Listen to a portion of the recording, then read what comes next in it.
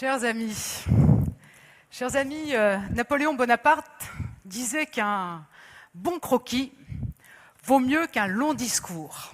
Je dirais que ces 3 minutes de belles images de notre ville et de celles et ceux qui la font rayonner au quotidien valent tous les longs discours. Aussi, permettez-moi de saluer celles et ceux qui, acteurs anonymes ou connus du film que vous venez de voir, ont porté haut en 2017 les couleurs de notre ville. Cela dit, s'il en reste quelques-uns parmi vous à convaincre du dynamisme et des couleurs retrouvées de la ville de Romans, je vais détailler maintenant quels sont les motifs de satisfaction et de fierté que nous avons eus en 2017 et définir les perspectives d'action que nous avons pour 2018 et qui forment notre ambition. Madame le député, monsieur le sénateur, monsieur le président de la communauté d'agglomération, vous voulez saluer madame la présidente du conseil départemental et l'ensemble des conseillers départementaux, les vice-présidents de l'agglomération, les conseillers municipaux, les adjoints, l'ensemble des élus et puis une mention spéciale pour les maires ruraux qui viennent à chaque fois nous encourager et puis soutenir les vœux de toutes les communes. C'est des échanges qui nous sont chers. Alors, chers tous, je voulais vous dire aussi que je me permets de saluer nos spectateurs qui nous suivent sur Facebook et je suis ravie qu'ils partagent avec nous l'ensemble de ces éléments. Un point sur l'attractivité territoriale et vous préciser que l'ensemble des indicateurs de développement économique sont au vert. Sont au vert puisqu'aujourd'hui nous constatons des résultats extrêmement encourageants et lorsqu'on globalise l'ensemble des choix d'investissement des entreprises de notre territoire qui vont s'opérer sur l'année 2018, ça donne 3 chiffres. 50 000 mètres carrés de bâtiments qui vont se construire en 2018, c'est à peu près l'équivalent de 7 terrains de foot si je ne me trompe pas, et 5 terrains de rugby, puisque je salue l'équipe de rugby qui est là. J'aurais dû calculer pour le VBR combien ça faisait terrain de volley, mais je le ferai la prochaine fois, promis. Ça représente 200 millions d'euros d'investissement, et la confiance sur les marchés respectifs de ces entreprises se traduira l'année prochaine par la création de 1000 emplois. Qu'ils en soient remerciés.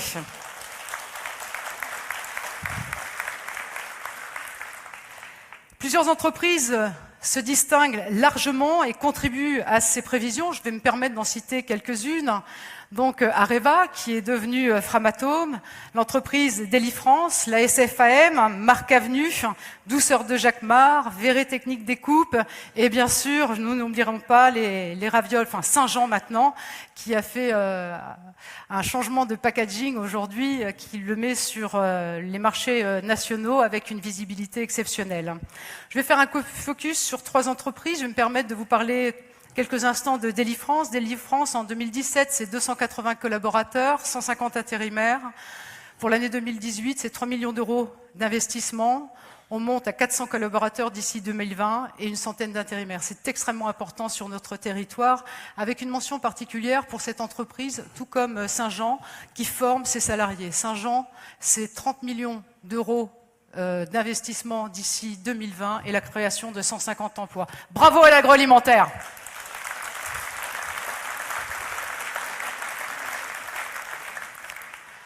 Framatome, qu'on nommait jusqu'à présent Areva, mais il faut dire qu'à Romans, on passe de la SICA à la FBFC, en passant par Areva, on est à peine habitué à un nom qu'on en change, donc on va s'appliquer à bien le nommer maintenant. C'est exceptionnel, Framatome, sur le territoire romanais. Areva, du temps d'Areva, rencontrait des situations qui faisaient que nombre de territoires étaient affectés par des situations qui faisaient que, il y avait des gels à l'embauche et puis quelquefois, un emploi qui n'évoluait pas. Romans marque encore une différence en accueillant de nouvelles activités. C'est l'emploi qui s'est développé. Permet de préciser que tous les investissements qui étaient mis en place pour répondre aux normes de sécurité et de sûreté ont représenté un investissement de 140 millions d'euros sur notre territoire, rien que sur les 2 dernières années passées. Sur les 10 dernières, c'est plus de 300 millions d'euros d'investis. Alors, il faut savoir aussi regarder les entreprises qui se développent, les entreprises aussi qui font marcher qui font tourner le marché local du bâtiment. Je voulais qu'il soit salué aussi parce que dans une situation avec les décisions qui sont prises notamment par rapport au nucléaire, le positionnement discriminant qu'il émet sur toute la partie recherche, eh bien, permet de conforter le site de Romans. C'est une très bonne nouvelle. Merci à eux aussi.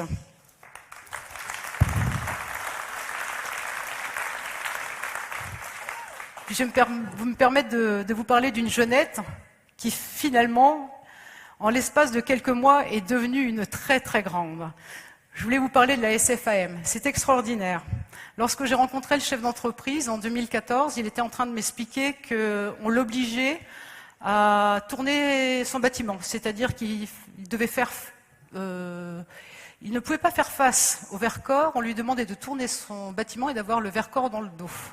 Et ça ne lui plaisait pas. Et je le comprends, parce que quoi de mieux, lorsqu'on est en zone, de pouvoir avoir un environnement exceptionnel, enfin profiter d'un environnement exceptionnel comme celui-là. Donc, avec les techniciens de Valence Romans Agglomération, nous nous sommes engagés pour tout mettre en œuvre pour que ce problème qui était ne soit plus. C'est ainsi que l'ASFAM a concrétisé son projet. C'est 20 millions d'euros d'investissement sur notre territoire, une inauguration en 2017. Aujourd'hui, c'est 600 emplois. C'est un nouveau développement pour l'année prochaine, cette année, 2018-2019. À nouveau 20 millions d'euros sur notre beau territoire de Romans. 1000 embauches d'ici 1 an, 2000 d'ici 2 ans. À chaque fois qu'il m'a donné des chiffres, il a toujours été au-dessus. Bravo à Cédric Fegaillère, l'homme de l'année.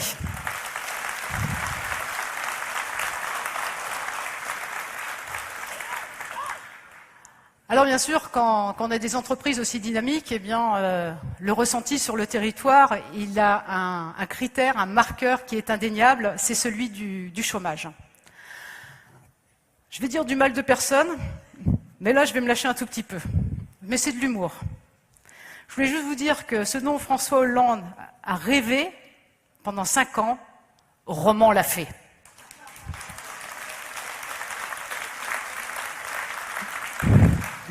Nous avons donc inversé, la célèbre formule « inverser la courbe du chômage » est une réalité sur Romans, est une réalité aussi sur l'agglomération.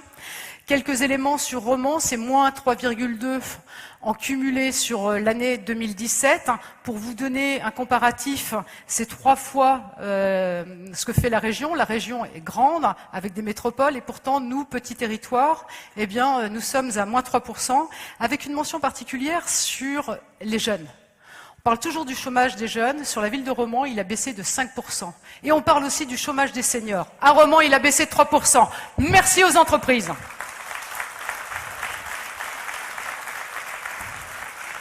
En conjuguant la tendance de Romans et celle de Valence aujourd'hui sur le territoire, nous arrivons à une dynamique qui génère une baisse du chômage de 2,1%. Donc c'est l'ensemble de l'agglomération qui profite de ces éléments.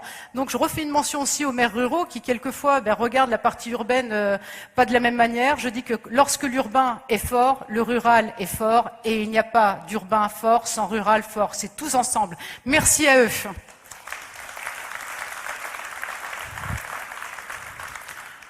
Le rôle d'une collectivité, c'est aussi de faciliter les projets, mais c'est aussi de les impulser. C'est pour cela que dès le début de mandat, en 2014, nous avons mis en place une formule qui s'appelle Invest in Romans. Alors le principe, il était suivant, c'est-à-dire que j'avais décidé avec l'ensemble de l'équipe cette année-là, nous nous sommes dit, tout problème doit devenir une opportunité. Là, on a été gâtés. Donc, nous avons pris les friches qui étaient sur le territoire de Romans, nous les avons prises à bras-le-corps, nous les avons travaillées pour faire en sorte de les proposer à des porteurs de projets afin qu'il y ait une rencontre qui s'opère entre les opportunités de développement que pouvaient proposer ces lieux, qui ont été, et nous, on estimait qu'ils avaient un avenir. Des porteurs de projets ont été séduits par ces possibilités. C'est ainsi que nous avons eu 11 propositions d'opportunités, nous avons fait 11 propositions d'opportunités sur des tellement que vous connaissez très bien, l'ancienne chapelle de l'hôpital, qui est reprise aujourd'hui par l'entreprise de Secom pour y développer son siège et y accueillir d'autres sociétés, donc que Cédric Sett 2007 soit salué, parce que je trouve que c'est courageux et on croit en lui. Donc la chapelle de l'hôpital, pour vous donner un ordre d'idée, je crois que l'hôpital a dû déménager au milieu des années 70-80. Donc je vous laisse compter, c'est plus de 40 ans de friche, et je pense qu'il était vraiment nécessaire de faire quelque chose. C'est un bon projet. Autre projet aussi qui nous tient à cœur avec le président de l'agglomération, Nicolas Daragon, c'est le projet 1083 que nous suivons de près l'un comme l'autre sur le ténement Jourdan, qui est propriété de l'agglomération. Il avait été acquis en 2007 pour accompagner et tenter d'aider l'usine Jourdan. Aujourd'hui, c'était une friche depuis presque 10 ans, Nicolas, je ne me trompe pas. Les terrains autour sont ceux de la ville. Nous avons travaillé avec Nicolas main dans la main pour pouvoir faire une offre qui permette d'orienter les capitaux du porteur de projet directement sur son projet et pour pas qu'il ait à financer du foncier. Nous sommes allés sur des opérations qui lui permettent d'optimiser sa capacité de financement. On a tout mis en œuvre. C'est un projet qui devrait voir un permis de construire déposé cette année et on l'accompagnera et le facilitera. Un autre endroit emblématique de Romans, l'ancien conservatoire. Les musiciens l'ont quitté en 2013 pour rejoindre la grande cité de la musique. Très bel équipement, construit par l'agglomération, Romans Agglomération à l'époque, soutenu par la région, le département. Aujourd'hui, le conservatoire va revivre. Il va revivre avec un enchanteur du web, en la personne de Samuel Barbosa, qui a décidé d'y installer son siège social et d'y développer des opportunités de développement pour d'autres entreprises, avec des espaces de coworking, avec une mention toute particulière sur le travail collaboratif. C'était peut-être pas notre culture, nous, à notre époque, c'est la culture d'aujourd'hui, et je suis vraiment ravie qu'ils viennent l'implanter en plein cœur de ville. Merci à lui. D'autres éléments comme des friches qui étaient aussi d'anciens centres techniques. Donc le projet Domitis, qui au départ devait être sur le ténement Jourdan, va se réaliser sur ce qu'on appelait le CDC de la rue Bonnet. Donc Domitis, c'est presque 20 millions d'euros, 25 emplois, 119 logements destinés aux seniors. C'est une très belle opportunité qui nous permet de maintenir de la présence en centre-ville.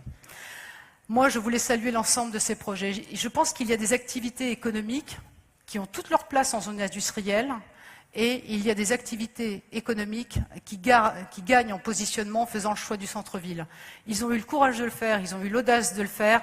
J'espère vraiment qu'ils en seront récompensés. Merci à eux.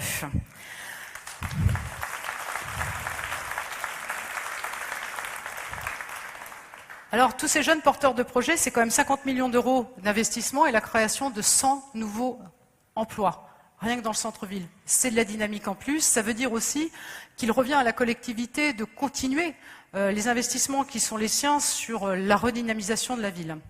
Alors, Romans, comme les autres villes, n'échappe pas aux problématiques qui sont liées au commerce de centre-ville et notamment aux problématiques de dévitalisation. Pour autant, on n'a jamais baissé les bras. Moi, quand je vois comment était la Côte-Jacquemart et comment elle commence à revivre petit à petit, il fallait avoir le courage de pouvoir l'espérer. Nous l'avons eu et on peut être fiers de l'avoir fait. Aujourd'hui, j'ai candidaté au nom de la ville de Romans pour que notre ville soit considérée dans le plan de revitalisation des centres-villes, projet qui est mené par le gouvernement. J'espère de tout cœur, avec l'ensemble des conseillers et des adjoints, qu'il y aura une réponse favorable. Il y a beaucoup de candidats, il n'y aura que 20 retenus. Donc, on verra bien. Mais bon, ce seraient des moyens supplémentaires, mais ça ne nous empêchera pas de continuer sur notre lancée. Autre point aussi, Romans a des particularités. Il y a presque 2 centres-villes. Si je vous donne rendez-vous dans le centre-ville, je ne sais pas trop où on va se retrouver. Certains iront dans le centre historique, d'autres iront sur les boulevards. Et finalement, il y a encore un 3e pôle d'attraction commerciale qui est Marc Avenue. Et notre objectif est d'arriver à faire le lien entre ces 3 cœurs qui se trouvent au sein d'un même cœur. Ça peut paraître compliqué dans la description, mais dans la réalité, ça l'est tout autant. Donc, on va on travaille déjà sur ce point-là. C'est la raison pour laquelle nous avions candidaté dans le cadre d'un programme européen qui s'appelle Urbact et qui avait pour projet de réunir des villes au niveau européen, 10 villes qui étaient de la même strate et qui rencontraient les mêmes problématiques. Nous avons été retenus dans le cadre de cet appel à projet, ce qui nous a permis d'avoir des financements et de pouvoir aller comparer, s'imprégner aussi, prendre des idées, s'inspirer des best practices qui étaient opérées dans d'autres villes.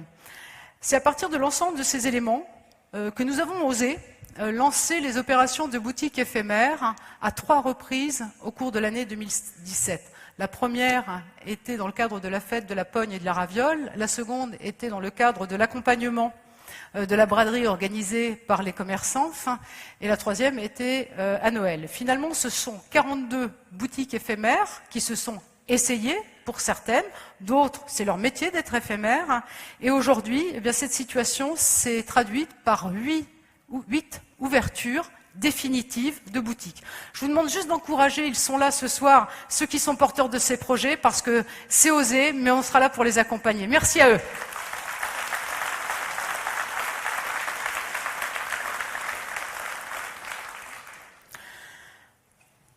Ces boutiques éphémères ont permis d'amener dans des lieux qui n'étaient, pour ainsi dire, plus fréquentés, plus de 20 000 personnes. Ça veut dire que si on travaille ces lieux, on a cette capacité à ramener du flux. C'est la raison pour laquelle on va travailler sur 2 gros projets. L'un qui s'appelle Créative Jacquemart et qui est orienté sur un accélérateur d'entreprise. Et puis un second qui est uniquement focalisé ou principalement focalisé sur la place Maurice-Faure. La place Maurice-Faure, elle mérite toute notre attention. C'est une place qui souffre depuis des dizaines d'années, avec 100 voitures ou sans voitures. Hein. Ça, vous n'allez pas me la faire à l'envers. Je peux vous dire que quand il y avait 45 voitures sur le parking, ça n'allait pas mieux. Alors, j'entends, je lis dans vos pensées, c'est trop fort quand même. Je suis sûr qu'il y en a qui sont en train de se dire, mais est-ce qu'elle va nous parler du stationnement ? Eh bien oui, je vais vous en parler. Mais je vais quand même rétablir certaines vérités. Alors, si certains pensaient que le stationnement à Romans était devenu payant depuis le mois de janvier, c'est une erreur. Le stationnement à Romans est payant depuis 20 ans. Les Romanais avaient été interrogés, ils avaient dit qu'ils n'en voulaient pas, donc la municipalité de l'époque l'a mis en place. C'est quand même assez simple. Premier point. J'ai cru comprendre que certains ont découvert qu'ils ne pouvaient plus payer par pièce depuis le mois de janvier. Alors je vais rectifier. À Romans, on ne peut plus payer avec des pièces de monnaie depuis 7 ans. Le stationnement payant fait fuir les clients, pas du tout. Le stationnement payant génère de la rotation. Je suis absolument ravie que nous ayons pris la décision ensemble d'offrir les 15 jours de gratuité au cours de la période de Noël. Parce qu'évidemment, après, on est allé demander ce qu'ils en pensaient. Eh bien, vous êtes très contents, mais il y a des commerçants qui ne sont pas contents parce qu'ils m'ont dit, ben, vous voyez la voiture qu'elle a, c'est celle de mon voisin et ça fait 4 jours qu'elle est garée là, mes clients, ils ne peuvent pas se garer. Alors, si on veut de la rotation, si on veut de la dynamique sur un centre-ville, eh bien, il faut du parking payant. Pas tout, certes, mais il en faut. Je rappelle, à toutes fins utiles, que sur 3800 places dans le centre-ville, il y en a 1980 qui sont gratuites. Ça, c'est un premier point. Et puis, ce qui a généré aussi du mécontentement, c'est Gambetta payant. Qu'est-ce que j'ai pas entendu? Alors, je vais vous dire une chose, je vais faire une petite confidence, puis je sais qu'il est dans la salle. Mon prédécesseur y avait pensé, lorsque Marc Avenue s'est installé. Et sa réflexion a été la suivante. Je pense que j'aurais eu la même. Henri Barthelet, à l'époque, en envisageant avant d'envisager de mettre Gambetta payant, s'est dit la chose suivante. Si je le laisse gratuit, eh bien, ça permettra aux visiteurs de rester plus longtemps stationnés gratuitement et de cette manière, ils iront irriguer le centre-ville de Romans. Force est de constater que cette opération ne s'est pas avérée. Aujourd'hui, sur le nombre de visiteurs qui se rendent à Marc Avenue, c'est moins de 2% qui font la démarche de se rendre de Marc Avenue au centre-ville. Je pense que de mettre ce parking payant, c'est de redonner une équité entre nos commerçants qui triment tous les jours pour des chiffres d'affaires qui sont certainement moindres que ceux qui sont opérés. Sur un panier moyen qui est bien inférieur à un panier moyen qui est plutôt confortable, le panier moyen confortable bénéficiait d'un stationnement gratuit, alors que le panier moyen bien ordinaire, lui, devait s'acquitter du parking. Donc, je pense que c'est une remise en équilibre sur le fait de payer son stationnement. Alors, payer le stationnement, voilà.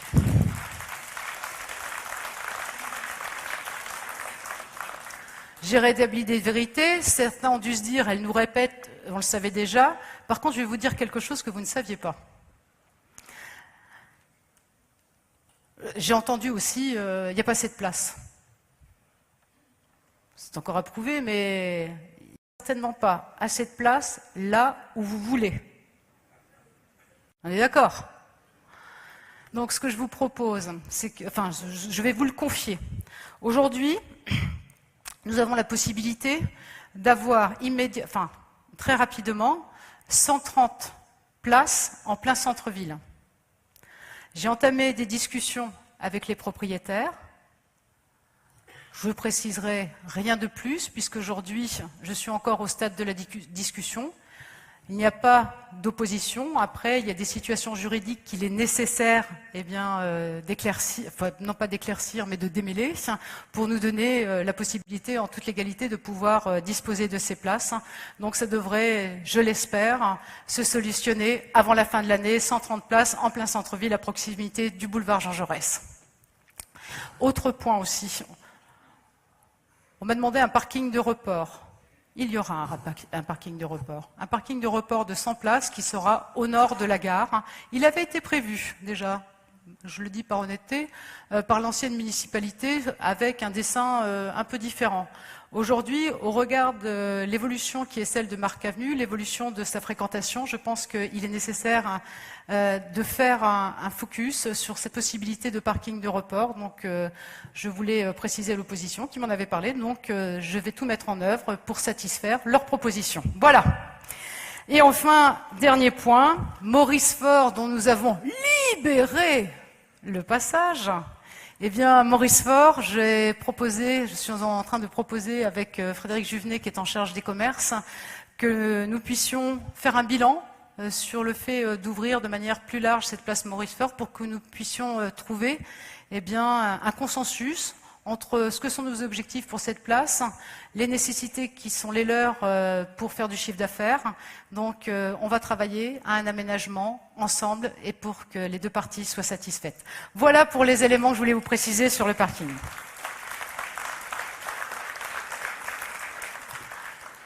Au global, je vous ai parlé de développement, je vous ai parlé aussi d'emploi.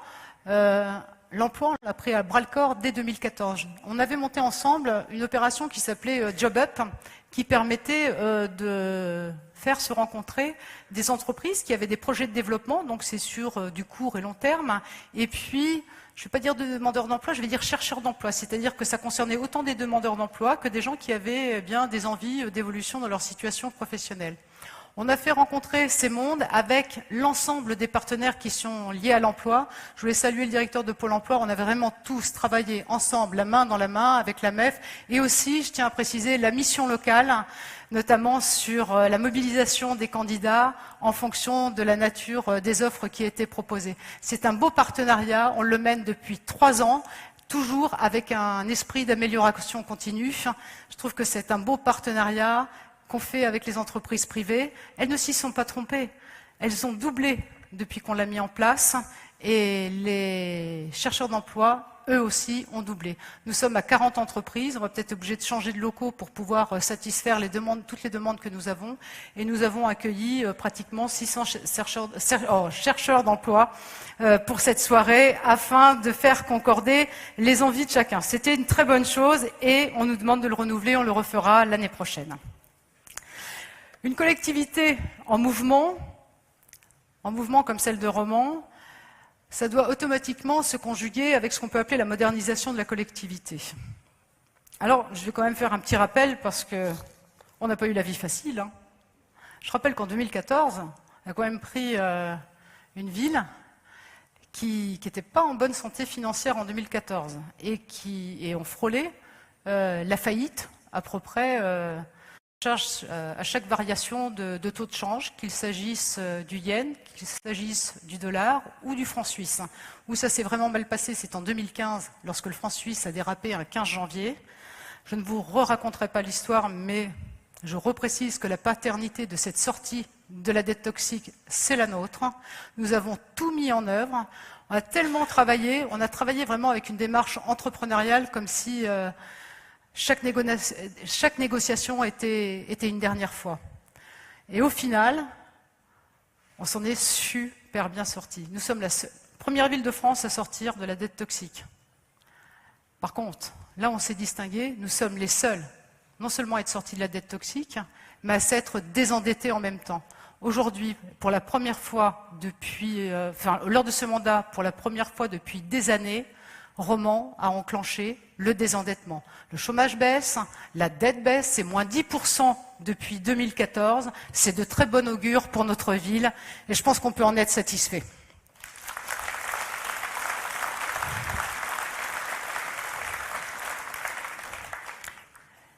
Ça, c'était une chose. Après, il faut tenir parole. C'est ce qu'on attend des élus. Vous nous le dites assez souvent et je trouve que c'est tout à fait normal. Nous nous sommes engagés à ne pas augmenter les impôts. On n'a pas augmenté les impôts. Nous sommes engagés à développer l'investissement. On a développé l'investissement à hauteur de 50%. En même temps, on a subi la baisse des dotations qui avait été décidée par le gouvernement précédent. C'est plus de 6 millions d'euros qui ont été ôtés à la ville de Romand. Moi, participer au désendettement du pays au travers d'efforts, je peux l'entendre. Qu'on ait une solidarité des collectivités, ça peut être entendu aussi. Par contre, quand je vois l'utilisation qui en a été faite, je peux vous assurer que je suis un petit peu amère. Pour autant, la gestion qui est la nôtre a toujours été d'anticiper les lendemains. Les lendemains, c'est toujours un petit peu ce qui me fait peur et j'aime pas les mauvaises surprises. C'est la raison pour laquelle, par rapport aux exigences qui sont celles du gouvernement d'Édouard Philippe, sur les contraintes qui sont liées à la hausse des dépenses de fonctionnement, je peux vous annoncer ce soir que la ville de Romand est en dessous des exigences, c'est-à-dire que quand on nous demande de ne pas augmenter d'1,2%, nous, on n'augmente pas du tout, on a même baissé depuis 4 ans, on a baissé nos charges de fonctionnement depuis 2014 de 10%. À un moment, il y avait un autre critère qui était de dire qu'il faut avoir une durée de désendettement entre 11 et 13 ans, nous sommes à 11,9, donc on est aussi dans les critères. Pour vous faire sourire, je vous dis, en 2008, à un moment donné, on était à 53 siècles quand tout dévissait et que la ville s'était fait rattraper par la Chambre régionale des comptes. Pour vous dire, on revient de loin. Jamais la durée d'endettement n'a été aussi basse à Romand. L'ensemble de ces critères fait que la ville de Romand ne subira pas de baisse de dotation cette année.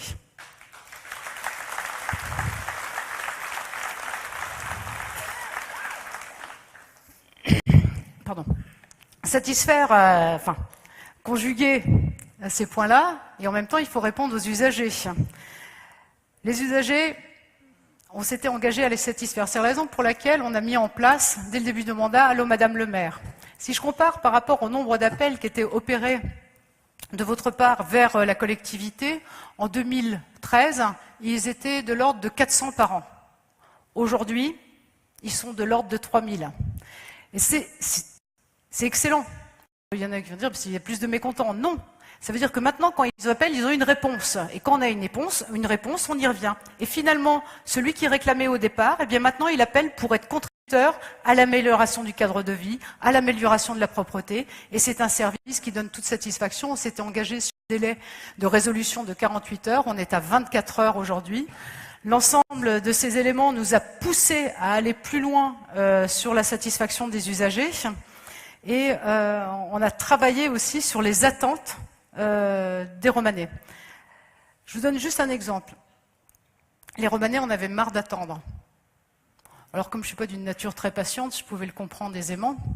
Et aujourd'hui, ils nous ont demandé de la modernité, notamment dans tous les outils qui mettent en relation les concitoyens et les collectivités. C'est la raison pour laquelle on a dématérialisé tout en laissant la possibilité d'un accueil physique pour ceux qui le souhaitent, dématérialiser nombre de services. Je vais juste vous donner un exemple. Avant, pour inscrire son enfant à l'école, il fallait faire la queue pendant 2 heures, il y a moins de 3 ans. Aujourd'hui, en 5 minutes, votre enfant est inscrit à l'école. Elle n'est pas belle, la vie?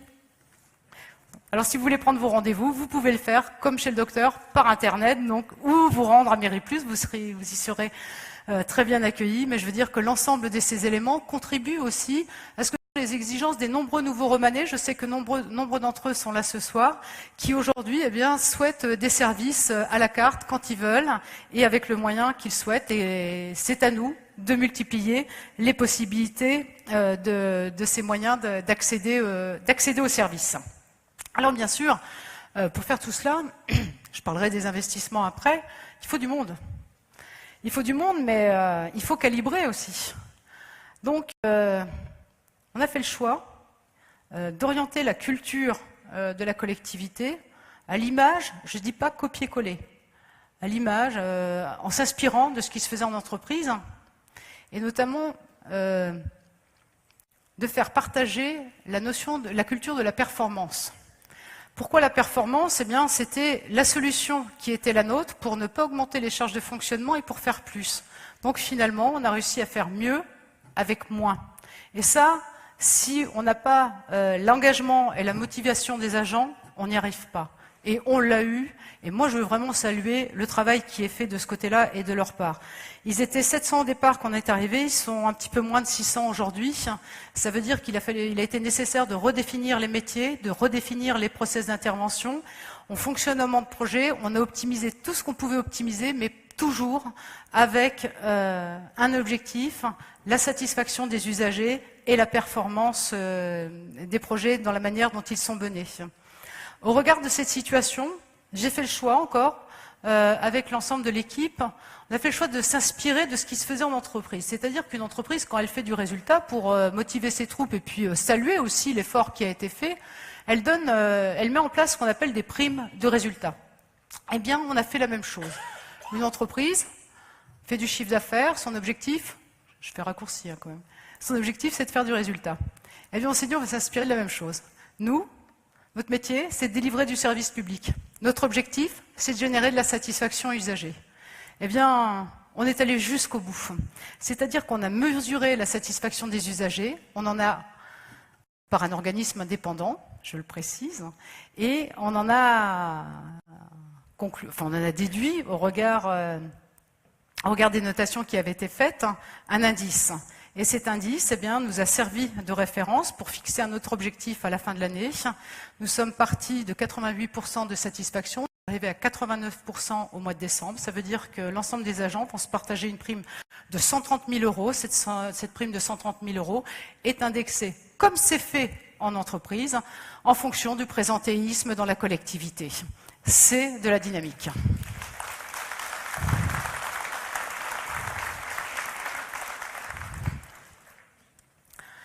J'ai toujours à cœur aussi de défendre les intérêts des Romanais. Je rappelle à tout utile, on a parlé de stationnement tout à l'heure. Sur le montant du stationnement, je ne vous ai pas oublié. Le prix à l'heure sur la première heure en durée limitée, moins 25%. Je veux bien qu'on aille faire des comparaisons. Sur une heure en longue durée, c'est moins 10%. Les abonnements en centre-ville ont été divisés par 4.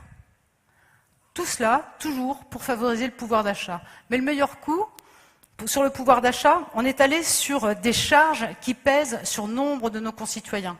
Et il se trouvait que nous sommes en situation de délégation de services publics en ce qui concerne l'eau, et le contrat arrivait à échéance. Donc nous sommes repartis sur un nouvel appel d'offres. Et là, la négociation, je sais qu'il est dans la salle, donc il doit en avoir encore de bons souvenirs. La négociation a été rude. Alors j'avais déjà commencé en 2014, donc là j'avais obtenu 10%, donc moins 10% sur la part du délégataire sur le prix du mètre cube. Et là, la dernière négociation se voit ajouter 20%, donc ça veut dire qu'entre 2014 et 2018, le prix de l'eau aura baissé à Romans et à Mours, parce que le contrat concerne Mours aussi. Monsieur le maire, je me permets de le préciser. Donc les Moursois, grâce à la négo des Romanais, vont pouvoir bénéficier d'une baisse de prix de l'eau. Et c'est une très bonne chose. Donc moins 30%, c'est 4 millions d'euros que vous allez vous partager sur 12 ans.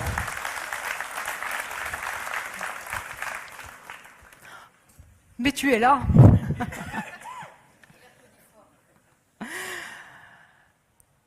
Un autre point qui est extrêmement important face à la dynamique d'un territoire, c'est la nécessité d'aménager, de faire évoluer sa ville pour que l'image aussi s'en ressente. Donc, il y a un triptyque qui ne nous quitte pas depuis 2014, c'est sécuriser, aménager, animer. Et c'est dans l'ordre. Si vous commencez à animer avant d'avoir sécurisé, ça va être un peu chaud. Donc, sur la sécurisation, je ne reviendrai pas dessus. Ça a été une priorité dès le début de mandat, de faire ce choix. Romans en avait besoin. Donc, les effectifs ont été multipliés par 3. Près de 3 millions d'investissements sur la vidéoprotection. Un premier déploiement qui s'est opéré sur le centre historique. Il était gangréné. Il ne faut pas se voiler la face. Ensuite, sur les boulevards, là, il est arrivé, le déploiement s'opère sur la partie est de Romans.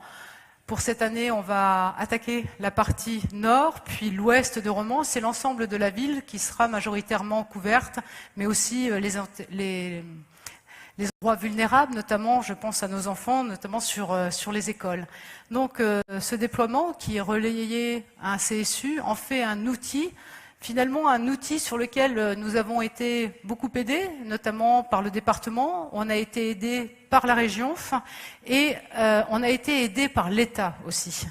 Et je pense que l'ensemble des participants fait qu'on a cette volonté de travailler collectivement à l'amélioration de la tranquillité publique sur la ville de Romans. C'est la raison pour laquelle on a une coopération exceptionnelle avec l'ensemble des représentants de l'autorité. Je voulais saluer Madame le commissaire, je voulais saluer aussi Monsieur le commandant, Monsieur le commandant de la gendarmerie, et je voulais saluer aussi Madame le commandant des sapeurs-pompiers. C'est ensemble qu'on travaille, c'est ensemble qu'on a des résultats, et on va beaucoup plus vite sur des améliorations sensibles, et sur des problématiques où on a tous notre source d'information, où on a tous notre vécu. Et je voulais saluer vraiment cette volonté qui était celle de nos policiers municipaux, la police nationale, les sapeurs-pompiers, la gendarmerie à travailler ensemble. Et c'est Romans qui en profitent, c'est Romans qui en bénéficient.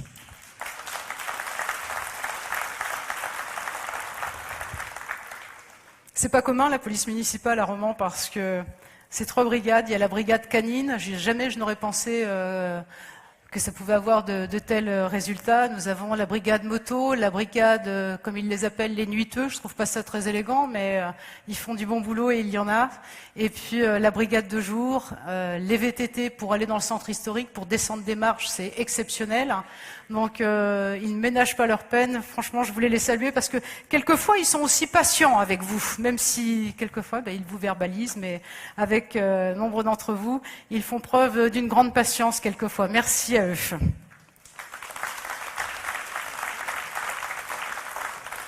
Aménager, c'est le projet Garis qui va de la gare à l'Isère. Donc cette année, plusieurs grands projets qui sont porté par, pas celui qui a le plus de temps, mais celui qui en consacre beaucoup, par Franck Astier et Catherine Campora, notamment sur le trottoir nord Jean Jaurès, qui est exceptionnel dans ses variations de largeur, de longueur, de revêtement. On y trouve tout. Mais c'est comme ça. Donc, les commerçants, et notamment un président, nous avaient demandé de travailler sur cet aménagement pour que une sorte de fluidité invite le visiteur de Marc Avenue à venir se rendre plus aisément sur le centre-ville de Romans. C'est la raison pour laquelle l'intégralité du trottoir nord va être faite avec un élargissement conséquent pour pouvoir acter le déploiement des terrasses, mais aussi accueillir du mobilier urbain, et puis l'intégration d'un parc urbain avec la réfection complète de la place Jean Jaurès. C'est vraiment une évolution de la configuration sans gêner la circulation, sans gêner le stationnement. Vraiment, tout est suivi de ce côté-là. Autre point aussi, je ne vais pas vous faire état des routes et compagnie, mais il y a un autre point aussi qui va faire du bien à cette entrée de ville, c'est, alors je ne sais pas comment on l'appelle, hein. Certains l'appellent le pont inférieur, certains l'appellent le PN19, c'est d'une poésie extraordinaire. Et il n'est pas beau, hein.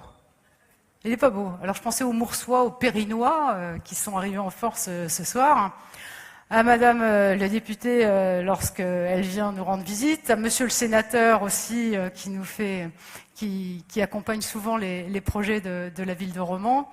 Eh bien, ils auront un beau passage avec un nom connu. Donc, ex-PN19 et ancien passage inférieur va être intégralement refait pour s'appeler le pont René Caty.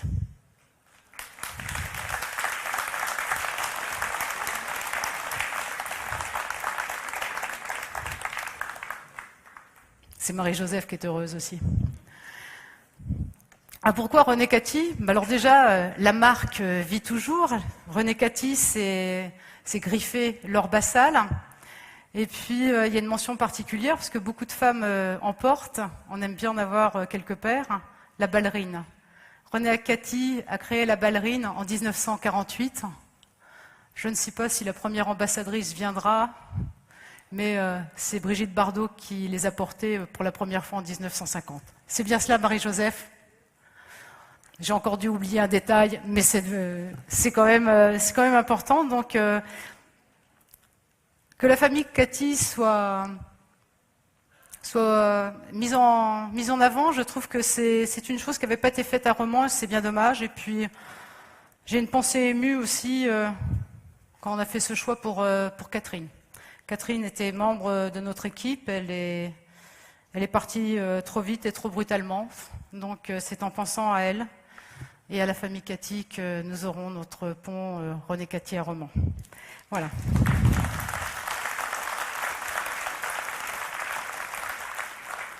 Dans l'aménagement, on n'est pas oublié.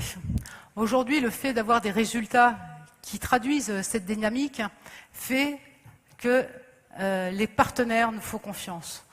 Premier partenaire qui nous fait confiance en termes d'investissement, l'État. L'État, via l'ARS, a fait le choix de flécher ses investissements sur les hôpitaux de Drôme-Nord, avec une focalisation sur la ville de Romans, la création d'un nouvel EHPAD et la création d'un pôle mère-enfant qui va permettre d'avoir une nouvelle maternité, un service de néonatologie, de nouveaux blocs opératoires. C'est pas du luxe, il y en avait vraiment besoin. C'est pas Monsieur le directeur des HDN qui va venir me contredire. On s'est battus tous les deux parce que c'était pas gagné. Et finalement, la décision l'a emporté. On a su convaincre des atouts du territoire. On a su expliquer aussi ce qu'était un territoire avec un bassin de vie. Et je pense que c'était autre chose que des statistiques sur un papier. Ben, finalement, c'est 50 millions d'euros qui vont s'opérer sur le territoire. Il y a 4 grues en ce moment sur l'hôpital. C'est de bon augure et j'espère que les entreprises locales en profitent.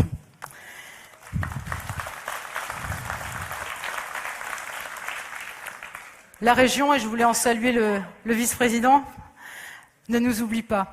La région est un gros marqueur sur notre territoire. Elle a en charge les lycées et nombre de lycées nécessitent des interventions sur l'ensemble de la région Auvergne-Rhône-Alpes. Romans a été choisi. C'est une excellente nouvelle pour la rénovation intégrale du lycée du Dauphiné. Ce n'est pas moins de 46 millions d'euros qui sont à nouveau mis sur le territoire. Merci à la région.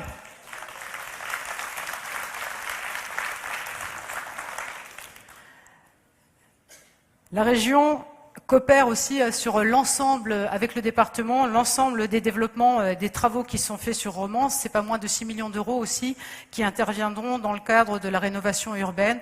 Et puis après, avec le département, sur l'ensemble des travaux que nous faisons. Ensuite, je voudrais me permettre de faire une mention particulière sur la grande agglo qui qui, elle, fait face aussi à ces diminutions de dotation dans des proportions qui sont vraiment impressionnantes. 56 communes, ça n'est pas rien, 220 000 habitants l'est encore moins, et des compétences qui nous a été nécessaire d'harmoniser et de partager. Néanmoins, sur l'investissement, l'agglomération a misé sur Romans, sur une piscine dédiée à l'aspect sportif, avec une possibilité de la classer dans les éléments de compétition régionale. C'est une nouvelle piscine qui viendra se joindre à la piscine Canton une fois qu'elle sera rénovée. C'est un très bel équipement qui nous permettra d'accueillir de belles compétitions.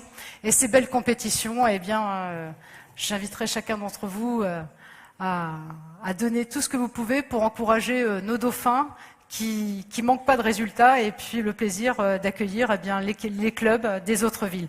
C'est un bon équilibre avec Bourg-de-Péage qui elle est orientée sur l'aspect beaucoup plus ludique, et je pense que c'est un équilibre, il n'y a pas de jalousie, mais un équilibre qui est nécessaire sur le territoire entre le ludique et le sportif. Moi je trouve que c'est une très bonne nouvelle pour Romans. Enfin, dernier point, animé. Donc je ne vais pas vous faire le détail de l'ensemble des animations qui sont prévues. On n'a pas été peu fiers d'accueillir le Tour de France l'année dernière. C'était vraiment une épreuve magnifique. Le Tour de France revient à Valence cette année. C'est le 20 juillet. Alors j'ai vu qu'il y en a pas mal qui étaient là du club cyclo. Et je les ai vus, on a discuté la semaine dernière. Et ils étaient absolument enchantés de ce que nous avions fait l'année dernière. Comme Romans avait accueilli l'année dernière l'étape Le Puy-en-Velay Romans, j'avais proposé, sans savoir ce que ça représentait, bien mal m'en a pris, de faire la reconnaissance de l'étape 15 jours avant. Il fallait bien 15 jours pour m'en remettre. Oui, tu n'es pas venu, Nicolas. Et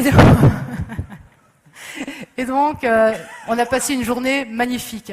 Donc, ce que je propose pour cette année, si le président m'y autorise, c'est de mettre en place, avec le club cyclo de Romans et les clubs cyclo de Valence, la reconnaissance de l'étape Bourdoisan-Valence.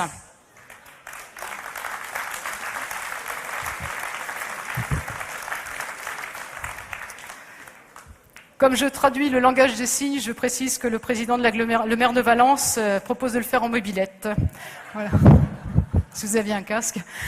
Bref, je continue. Après ces quelques éléments, donc l'Urban Trail, une très belle épreuve. On a fait pratiquement 900 participants. Je pense que si on avait eu 2 degrés de plus, eh bien, on passait les 1000.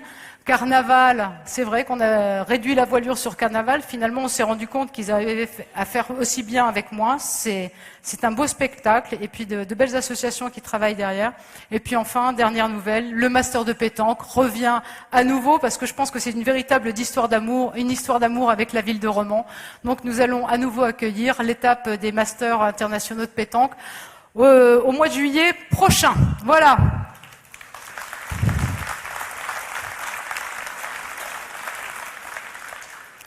Mesdames, Messieurs, vous l'aurez constaté, nous avons d'innombrables raisons d'être fiers de Romans.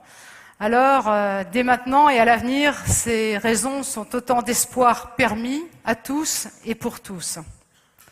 Aussi, mes vœux pour cette année, ils vont être simples et très sincères. Je vous souhaite une bonne santé. Pour vous, et puis pour ceux qui vous sont chers. Je vous souhaite de profiter et de vivre pleinement ces petites satisfactions du quotidien qui font les grands bonheurs de la vie. Et puis je vous souhaite surtout l'envie d'avoir envie. Bonne soirée.